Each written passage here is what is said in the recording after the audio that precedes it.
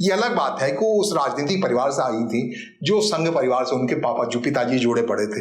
यह सरोकार जब हुआ था, शरद पवार ने जब शादी करवाई थी, तो वो अपने आप में बड़ी बात थी। कैसे कांग्रेस पार्टी के नेता ने संघ परिवार के व्यक्ति के घर में अपनी बहू लाने का फैसला किया। अजीत पवार की शादी की बात कह रहा हूं। सुनेत्रा पवार में एक कसक रह गई थी। जिस ढंग से जो व्यवहार किया था अजीत पवार ने अपने चाचा शरद पवार के प्रति 2019 की बात हो या 2023 में अलग पार्टी बनाने की बात हो, तो जिन दोस्तों के प्रभाव में आकर के, जिस छगन भुजबल के प्रभाव में आकर के, प्रफुल्ल पटेल के प्रभाव में आकर के, सुनील तटकरे के प्रभाव में आकर के, या उन्हीं के आश्रय, उन्हीं के सहारे, उन्हीं के बल पर अलग पार्टी बना ली थी अजीत पवार ने चाचा के खिलाफ जाकर के। और अब उन्हीं लोगों को जो अजीत पवार के अवलंब हुआ करते थे, वही लोग जो सुनेत्रा पवार को ला करके उप मुख्यमंत्री का शपथ दिला गए, जो राष्ट्रीय अध्यक्ष बना गए, उनको किनारे लगा गई सुनेत्रा पवार। है ना अद्भुत बात। सुनेत्रा पवार के बारे में जान लीजिए, 2024 में अजीत पवार ने बारामती से उस सीट से उन्हें चुनाव लड़ा दिया था जहां से उनकी बहन सुप्रिया सुले चुनाव लड़ रही थी, और सुप्रिया सुले ने भाभी को 2 लाख से ज्यादा वोटों से हरा दिया था उस बारामती ग्राउंड में। ये अलग बात है। अजीत पवार ने स्टैंड लिया झटके में। एनडीए के मुख्य पार्टनर थे, उन्होंने एनडीए के मतलब भारतीय जनता पार्टी को कहा कि भाई मेरी पत्नी को सही जगह दीजिए, तो एक झटके में 2024 के चुनाव नतीजों के साथ ही साथ उन्हें राज्यसभा भेज दिया गया सुनेत्रा पवार को। सुनेत्रा पवार की राजनीतिक पारी की शुरुआत उस राज्यसभा से हुई, लेकिन जब अजीत पवार दुनिया से गए 28 जनवरी इस साल को बारामती में, जैसा कि आपको मैं बताया, तो उसके बाद से राज्यसभा से उन्हें इस्तीफा दिलाया गया और उप मुख्यमंत्री कुर्सी पर लाके बिठाया। किन लोगों ने बिठाया? वही अजीत पवार के दोस्तों ने। प्रफुल्ल पटेल की बात कर लीजिए, जिनके दिल्ली से रिश्ते में बहुत प्रगाढ़ है, और उसी छगन भुजबल ने और उन्हीं सुनील तटकरे ने लाकर के झटके में बिना कोई बात किए शरद पवार की उस परिवार में जाकर के 13वीं हुए से पहले ही उप मुख्यमंत्री कुर्सी पर लाके बिठा गए। तो जिसने ताकत दिया सुनेत्रा पवार को इतना ज्यादा, उनका हश्र क्या हुआ? क्या करेंगे अब प्रफुल्ल पटेल? क्या मान के रह जाएंगे या फिर भारतीय जनता पार्टी में अपने जो समर्थक विधायक उनको लेकर आने की कोशिश करेंगे? सुनील तटकरे पूरे हादसे के बाद से जाकर शरद पवार से मिला है। क्या शरद पवार उनको संबल देंगे या फिर वो सजा, जिस सजा के आधार पर प्रफुल्ल पटेल हो, सुनील तटकरे हो, छगन भुजबल हो, जिन्होंने अपने हिसाब से अजीत पवार को चाचा से खिलाफ खड़े होने का मौका दिया था, उनके खिलाफ कोई बड़ी बात होगी? क्या सुनेत्रा पवार का ये व्यवहार एनसीपी के एकीकरण के रास्ते का द्वार खोलेगा? क्या एक बार फिर से पवार फैमिली जो किनारे पड़ गई थी अजीत पवार के व्यवहार की वजह से, जिसमें सुप्रिया सुले को हराने की बात कोशिश हुई थी, जिसमें शरद पवार को दूर ले जाने की बात हुई थी, तो सुनेत्रा पवार एक उज्जवल बहू के तरीके से उस पवार फैमिली के डायनेस्टी को बचाने की बात करेगी। अपने हिसाब से ननद जो है उनके सुप्रिया सुले, उन्होंने भी हाल में प्रेस कॉन्फ्रेंस में कहा कि वो चुनाव नहीं लड़ेंगी अगर पवार फैमिली या उनके दादा से जुड़े हुए जो फैमिली के सदस्य अगर कहीं चुनाव लड़ रहे होंगे। तो एक ढंग से सामयिक बात हो रही है, साम्यता की बात हो रही है, एकीकरण की बात हो रही है, या फिर दूसरा पहलू भी है, बहुत इंपॉर्टेंट पहलू।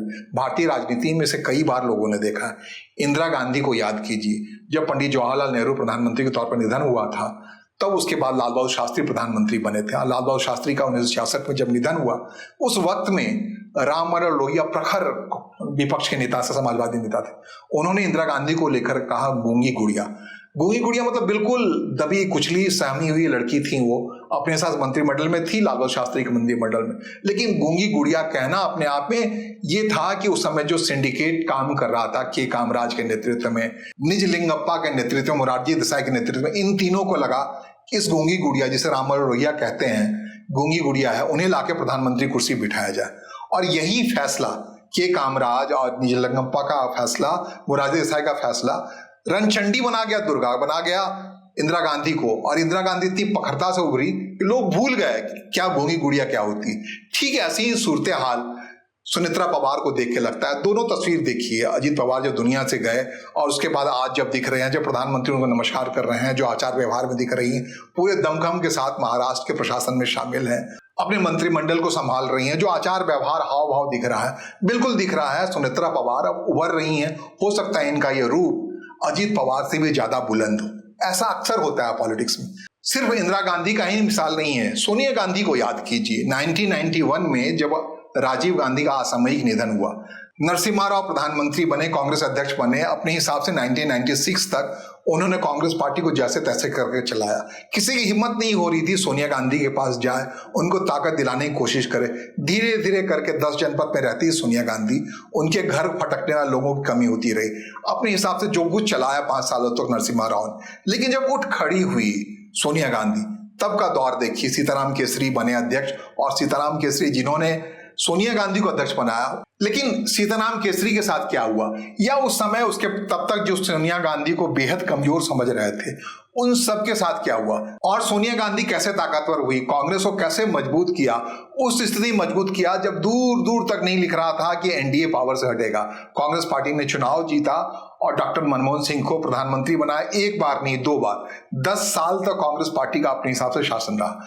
वो सोनिया गांधी जिसको बिल्कुल निरीह समझ लिया गया था, जिसको राजीव गांधी के निधन के बाद बेहद कमजोर समझ लिया गया था, आज की तारीख में पूरे कमांड में है। बुजुर्ग हो गई अलग बात है, दोनों बच्चे को की हैसियत जो है, पार्टी कहीं से दूर नहीं जा पाई। तो क्या यही हाल सुनेत्रा पवार आने वाले दिनों में करने वाली हैं? जिस तरीके से उन्होंने पार्थ पवार का राज्यसभा जाना सुनिश्चित कराया है, जय पवार को महासचिव बनाया है, पवार फैमिली के अंदर ही पूरे एनसीपी को लाकर रख दिया है, और नए व्यक्तियों को उठाने की बात की है। जितने पुराने कद्दावर नेता थे उनको किनारे लगाने की कोशिश की है। तो क्या ये ऐसा ही है जैसा इंदिरा गांधी ने किया था? क्या वो ऐसा ही है जैसा सोनिया गांधी ने किया था? क्या वो ऐसा ही है कि एक बड़े घर की बहू जो काम करती है, कहते हैं बड़े घर की बहू, बहुत पुरानी कहानी है, प्रेमचंद की लिखी कहानी है, बड़े घर की बहू का आचरण कुछ और होता है। क्या सुनेत्रा पवार फैमिली का जो कॉन्फ्लिक्ट था एनसीपी को लेकर, उसे एक करने जा रही हैं? क्या ननद भाभी की जोड़ी नया चमत्कार करने जा रही हैं? या फिर जिस मोड़ पर ले गए थे एनसीपी को अजीत पवार, उस एनसीपी को इतना ताकतवर बनाने वाली हैं कि घर का भी जो बैटल है, जिसमें बार बार कहा जा रहा है सुप्रिया सुले दिल्ली के राजनीति को अपने हक में सुरक्षित करना चाहती है, वहां भी ताकतवर होकर सुनेत्रा पवार सुप्रिया सुले के लिए दिल्ली में भी कोई जगह नहीं छोड़ना चाहती हैं। अपने हिसाब से पूरे पराक्रम अंदाज में रणचंडी बन जाना चाहती हैं। वो गूंगी गुड़िया, जो सहमी महिला, जो अजीत पवार के जाने के बाद, पति के जाने के बाद, निधन के बाद बिल्कुल गूंगी सी लगती थी, बिल्कुल सहमी सी लगती थी। ये जो पहला स्टेप है राष्ट्रवादी कांग्रेस पार्टी पर उनका कब्जा करने का, ये अद्भुत है। और इस अद्भुत के बाद देखना है प्रफुल्ल पटेल हो, छगन भुजबल हो, सुनील तटकरे कौन सा रास्ता दिखाते हैं, कौन सा रास्ता लेते हैं, या फिर वो जाके चाचा अगर एक अलग स्टैंड पे मौजूद हैं, शरद पवार वाले गुट को मजबूत करते हैं, या फिर नया विघटन होता है। प्रफुल्ल पटेल के बारे में मुझे बार बार कहा जाता है कि भारतीय जनता पार्टी से उनका गहरा लगाव है, एक बड़ा सा चंग उठ करके भारतीय जनता पार्टी की मजबूती में लग जाता है। क्या होता है देखना बहुत महत्वपूर्ण होगा।